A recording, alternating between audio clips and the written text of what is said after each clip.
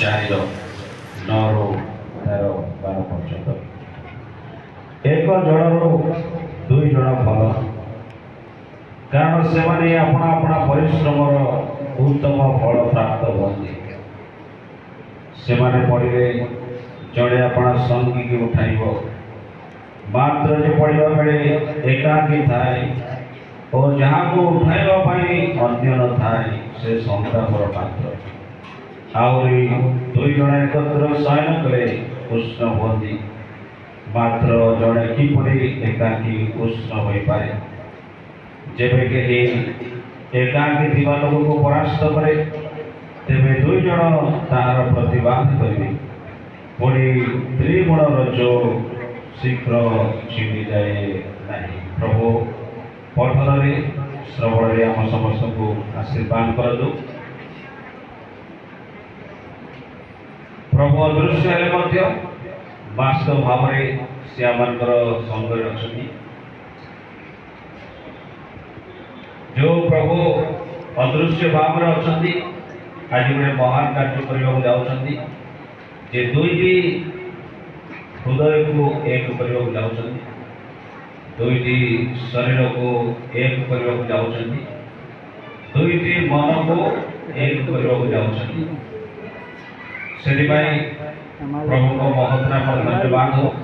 ଯାହା ମନୁଷ୍ୟ ପାଇଁ ଅସମ୍ଭବ, ପ୍ରଭୁଙ୍କ ପାଇଁ ତାହା ସମ୍ଭବ ଅଟେ। ସେଥିପାଇଁ ଅବଶିଷ୍ଟ କାର୍ଯ୍ୟକ୍ରମ ପୁରୋହିତ ମହୋଦୟଙ୍କ ହସ୍ତରେ ଆମେ ସମର୍ପଣ କରୁଛୁ। ଆଉ ଏ ସମୟରେ ପ୍ରଭୁଙ୍କ ଗୌରବାର୍ଥେ ପୁରୋହିତ ମହୋଦୟଙ୍କୁ ଅନୁରୋଧ କରିବି ଶୁଭାବେ ପୁଣି ଅବଶିଷ୍ଟ ଶୁଭ ବିବାହର ସମସ୍ତ କାର୍ଯ୍ୟକ୍ରମ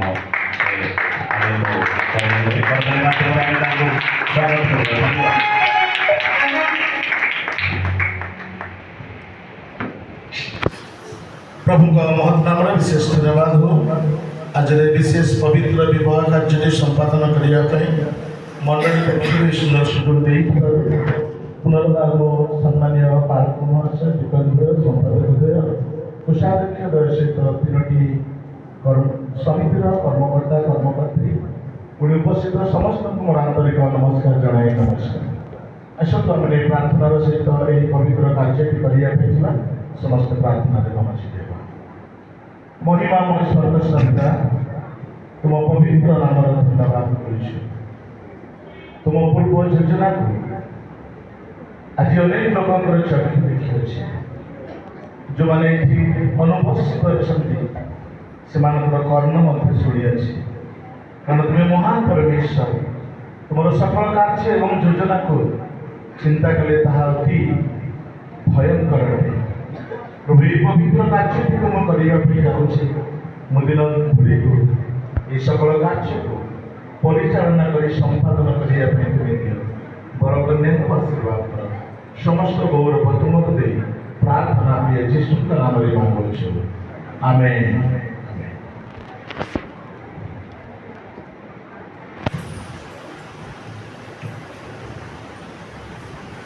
उपस्थित प्रिय भद्रमंडली आम्भे माने सर्वदर्शी प्रेममय ईश्वर साक्षात और समग्र उपासक साक्षात पवित्र विवाह बंधन में आबद्ध करने समस्त यही युवक युवती एकत्र हो विवाह सर्वत्र समाज में गौरवान्वित आनंद एकीकृत करने एक आदरणीय विषय।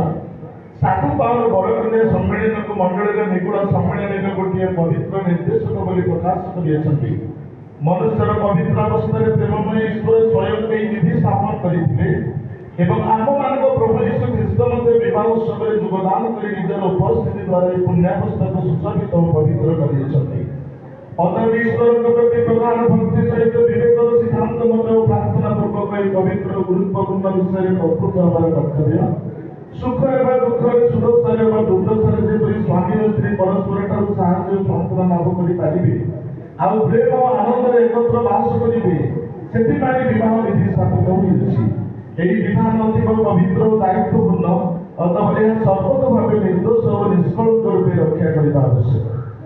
विवाह पवित्र अवस्था प्रवेश करने उद्देश्य युवक और युवती वर्तमान एक स्थान में उपस्थित होती अतः परस्पर सहित विधिमत विवाह विरुद्ध जब कहीं कौन उपयुक्त पुणी न्याय संगतर कारण थाए ତେବେ ସେ ତାହା ଏଇ କ୍ଷଣି ପ୍ରକାଶ କରନ୍ତୁ, ନଚେତ୍ ଏହା ପରେ ଚିରକାଳ ନିରବରଣ। ଏ ସେମାନେ ବରକଣ୍ଡେ ଠିଆ ହେବେ, ସେମାନଙ୍କ ପାଇଁ ସର୍ବନ୍ତର୍ଯାମୀ ଈଶ୍ୱରଙ୍କ ସାକ୍ଷାତରେ ମୁଁ ତୁମମାନଙ୍କୁ ପଚାରୁଅଛି ଯେ ତୁମେ ଯଦି ବିବାହ ବନ୍ଧନରେ ଆବଦ୍ଧ ହେବା ବିଷୟରେ ଯଦି କେହି କୌଣସି ଉପଯୁକ୍ତ ନ୍ୟାୟସଙ୍ଗତ ପ୍ରତିବନ୍ଧକର କାରଣ ଜାଣ, ତେବେ ବର୍ତ୍ତମାନ ତାହା ପ୍ରକାଶ କର। ଆୟୁଷ୍ମାନ ଦିବସ ପାଣି ଆୟୁଷ୍ମତୀ ପରିଣା ମାଳିଙ୍କୁ ବିବାହ ପାଇଁ କିଛି ଆପତ୍ତି ଅଛି? ଯିଏ ଆୟୁଷ୍ମତୀ ପରିଣା ମାଳି ଆୟୁଷ୍ମାନ ଦୀପକ ପାଣିକୁ ବିବାହ ପାଇଁ କିଛି ଆପତ୍ତି ଅଛି ନା?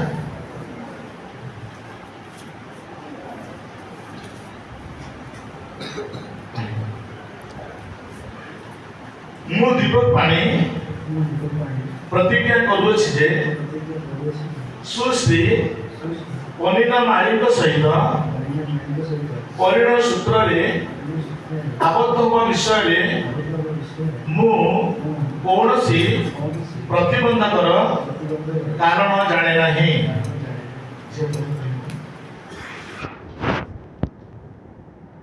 ମୁଁ ଆୟୁଷ୍ମତୀ ପନିନା ମାଳି ପ୍ରତିଜ୍ଞା କରୁଅଛି ଯେ ଶ୍ରୀମାନ ଆୟୁଷ୍ମାନ ଦୀପକ ପାଣିଙ୍କ ସହିତ ପରିଣୟ ସୂତ୍ରରେ ଆବଦ୍ଧ ହେବା ବିଷୟରେ ମୁଁ କୌଣସି ପ୍ରତିବନ୍ଧକର କାରଣ ଜାଣେ ନାହିଁ। ଶ୍ରୀମାନ ଦୀପକ କୁମାର ପାଣି ତୁମେ ବିବାହର